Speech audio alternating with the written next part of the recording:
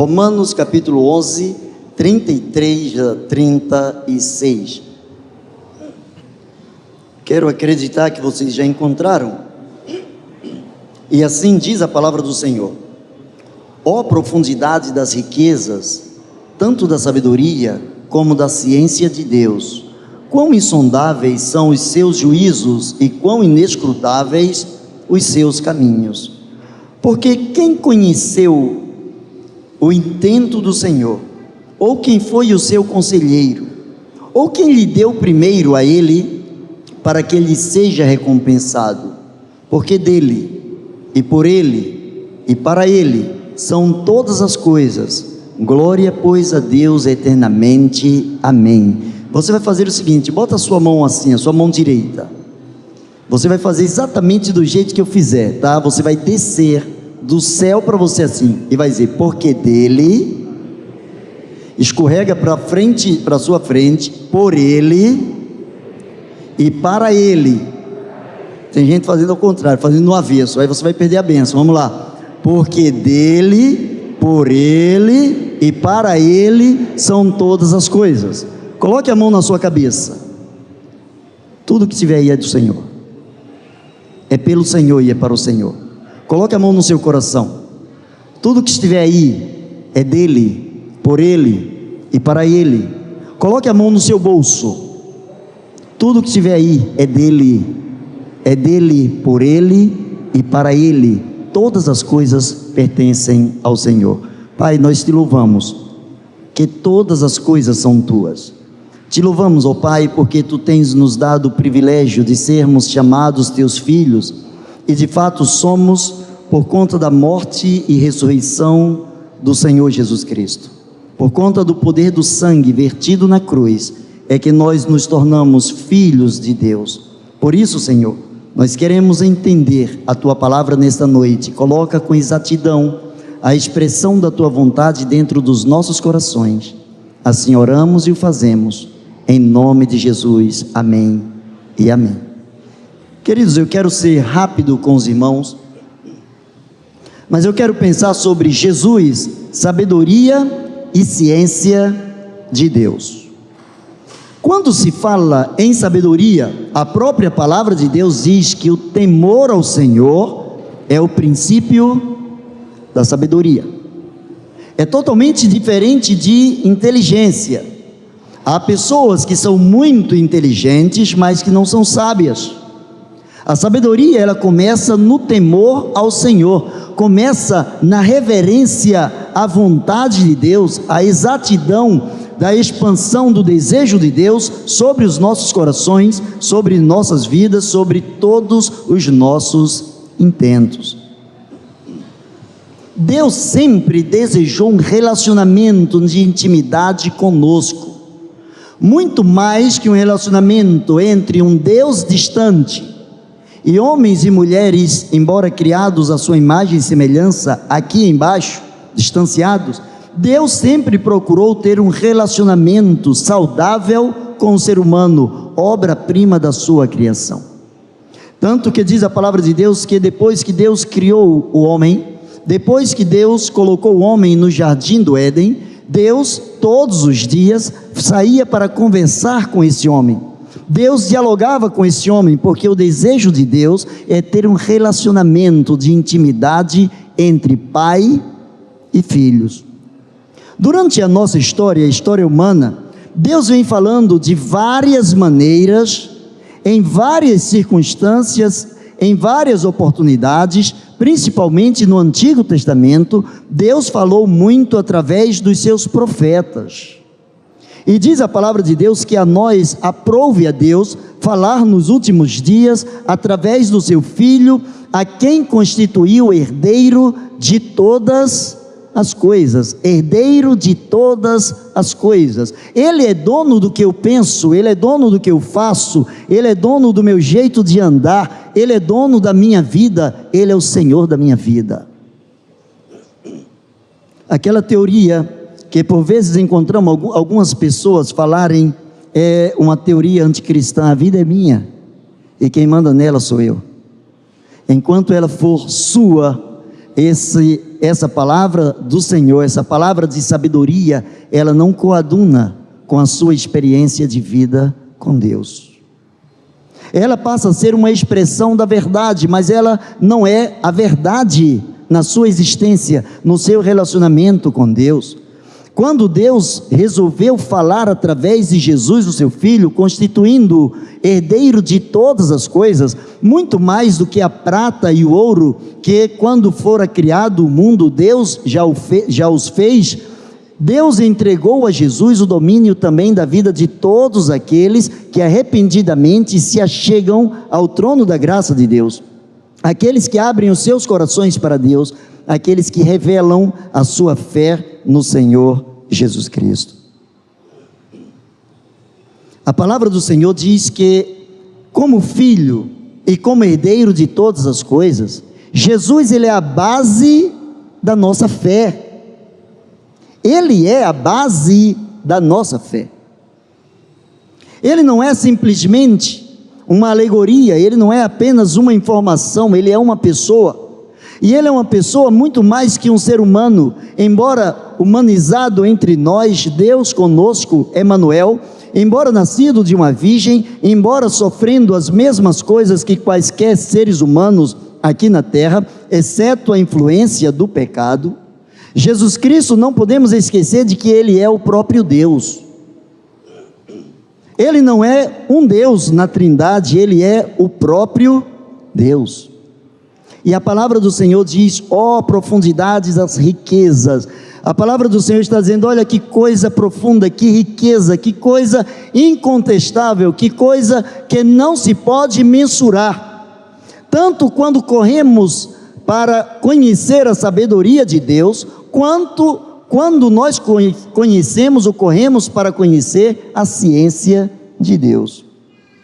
Quando nós falamos em ciência, a ciência, ela advoga ou ela exalta, ela recebe alguma coisa como verdadeira quando tais coisas ou tal coisa pode ser comprovada. Enquanto a ciência não comprova alguma coisa, essa coisa não tem um cunho científico. Mas a palavra do Senhor diz: ó profundidades das riquezas, tanto da sabedoria como da ciência de Deus. Sabedoria e ciência de Deus. Quão insondáveis são os juízos de Deus, e quão inescrutáveis são os seus caminhos. Não se pode contestar os caminhos do Senhor, porque a nossa mente não pode compreender a mente que nos criou. A criatura jamais compreenderá com exatidão aquele que lhe criou. Mas a palavra de Deus diz que mesmo ele sendo criador, ele sendo Deus, ele sendo todo poderoso, a palavra de Deus diz que há uma profundidade nas riquezas quando nós buscamos conhecer a sabedoria de Deus. Você não pode se limitar ao conhecimento supérfluo do próprio Deus. Tiago, ele diz: crês tu que há um só Deus? Fazes bem. Porém os demônios, eles também creem e estremecem. Significa, eu já ouvi muitas pessoas dizerem: eu acredito que há um só Deus. Ótimo, mas isso não modifica nada. Se cientificamente uma coisa para existir precisa ser comprovada, se cientificamente precisa de um respaldo do conhecimento humano para tornar tal coisa verdadeira ou agradável ou plausível diante de determinadas circunstâncias e pessoas, Jesus vem a este mundo, Jesus nasce neste mundo como sabedoria e como ciência de Deus. Jesus, como sabedoria de Deus, ele revela o próprio Deus. Ele chega a dizer: eu e o Pai somos um. O que eu penso, o Pai pensa. O que eu faço, o Pai faz. Ele tinha um relacionamento, uma intimidade tão grande com Deus, o Pai, que ele quer também que esta intimidade esteja entre nós, os seus filhos, e Deus, o nosso Pai. Jesus, como sabedoria de Deus, ele expressa a exata realidade de Deus. É como se pudéssemos dizer: Jesus é exatamente o tamanho exato de Deus. Jesus é exatamente o tamanho exato de Deus. Jesus corresponde a Deus em todas as coisas e circunstâncias. E diz o profeta lá no Antigo Testamento: porque um menino nos nasceu, um filho se nos deu, e o governo, o principado está sobre os seus ombros, e o seu nome será Maravilhoso Conselheiro, Deus Forte, Pai da Eternidade e Príncipe da Paz. Não é à toa que o próprio Jesus disse: eu deixo a minha paz eu vos dou, não vos la dou como o mundo a dá. Os corações de vocês não devem ficar turbados, preocupados, porque eu deixo dentro de vocês a expressão exata da paz que somente o amor de Deus pode oferecer. Jesus, como sabedoria de Deus, é a prova exata do amor de Deus.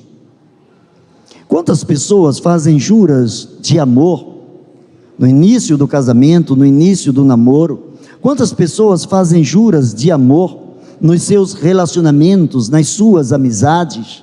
Assim como Pedro disse para Jesus: Senhor, ainda que todos te deixem, eu nunca vou te deixar. Ele estava fazendo ali uma declaração de amor: eu estou contigo para o que der e vier. Assim como muitas vezes também dizemos a Jesus: nós estamos contigo para o que der e vier.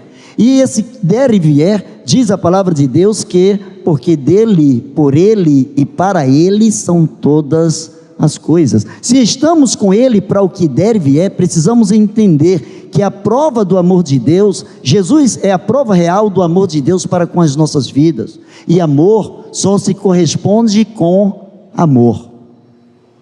Amor não se corresponde com paixão. Amor não se corresponde com atenção. Amor se corresponde com amor. Mas Jesus também é visto, segundo o texto, como ciência de Deus. Como sabedoria, revela o próprio Deus. Mas Jesus também é ciência de Deus. Jesus é a comprovação da existência de Deus. Jesus é exatamente a expressão do Deus Todo-Poderoso. Ele expressa e exalta o próprio Deus aqui na terra. É a materialização do Deus único.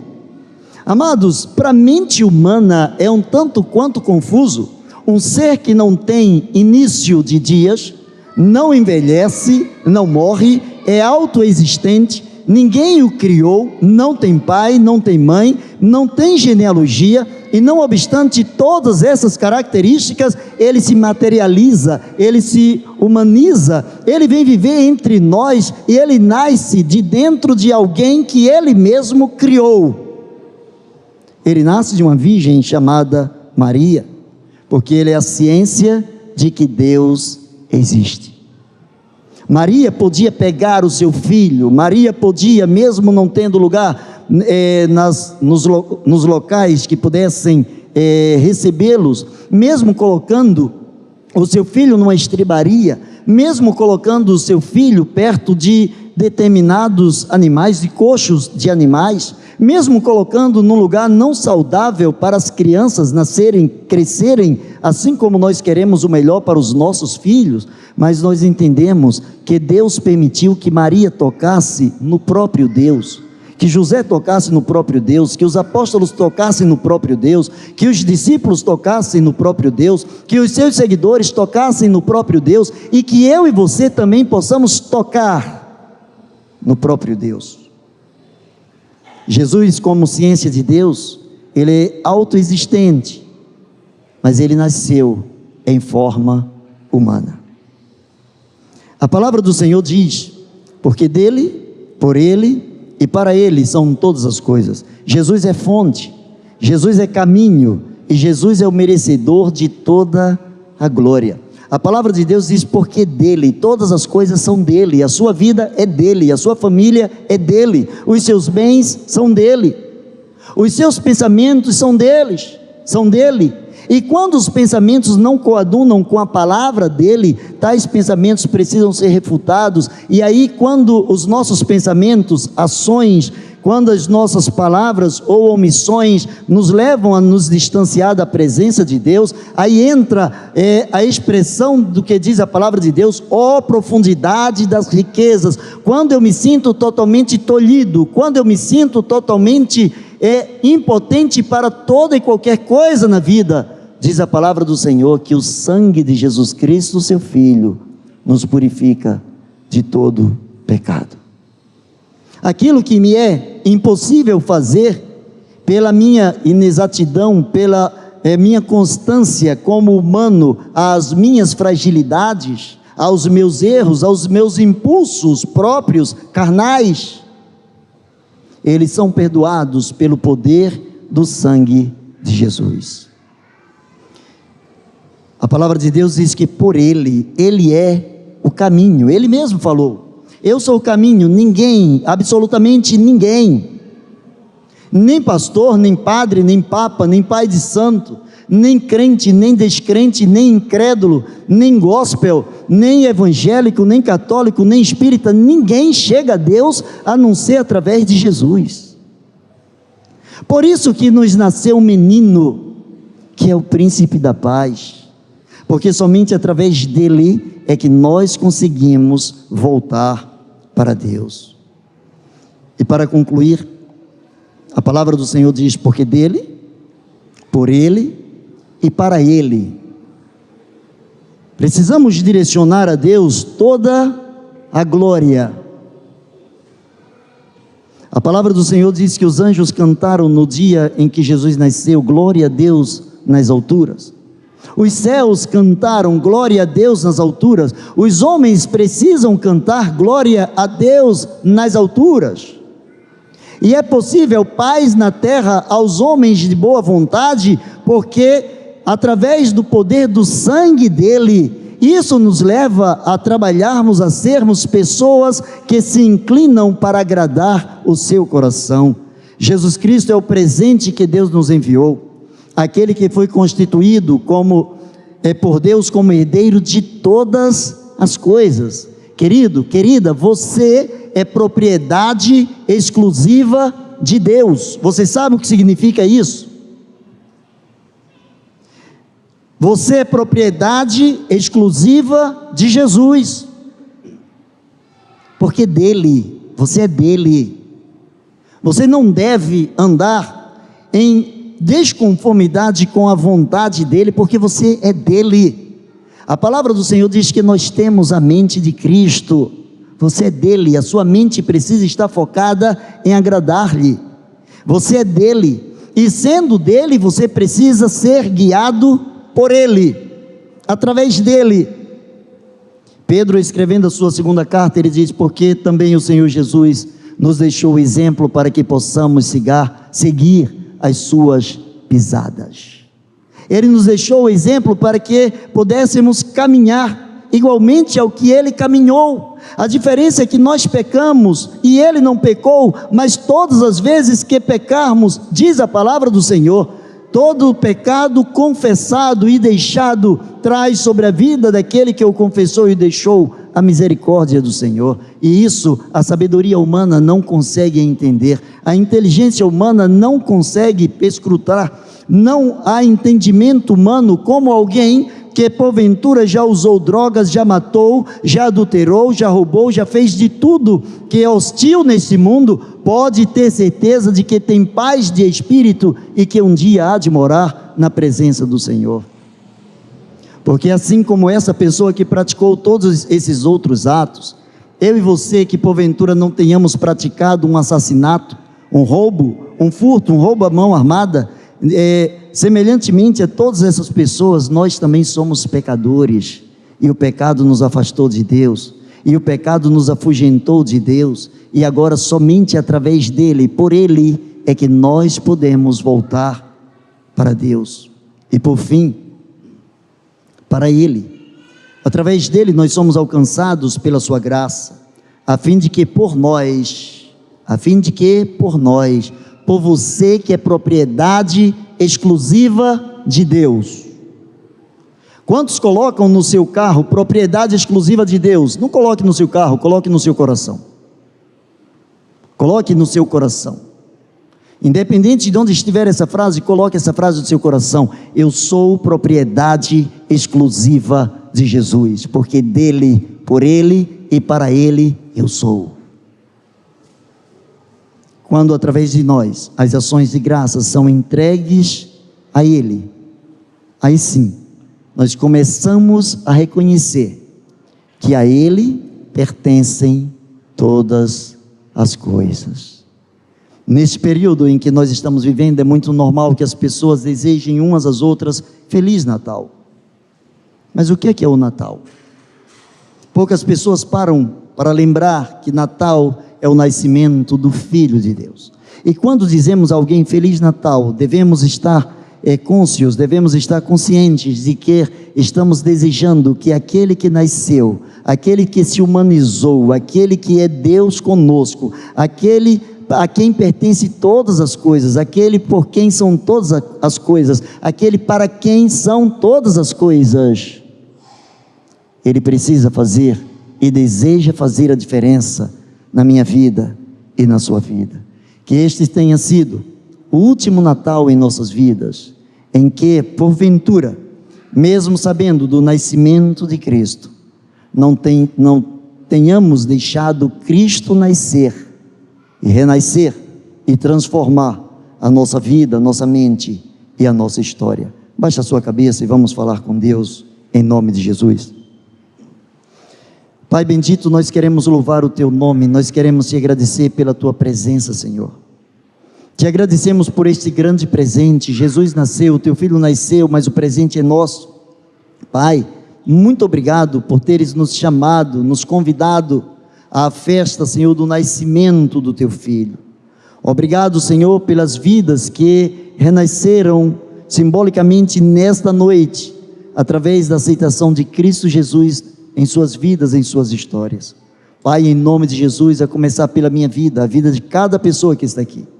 Dá-nos, ó Deus, alegria de convivermos na Tua presença. Nós Te louvamos, nós Te agradecemos, e assim o fazemos, em nome de Jesus. Amém e amém.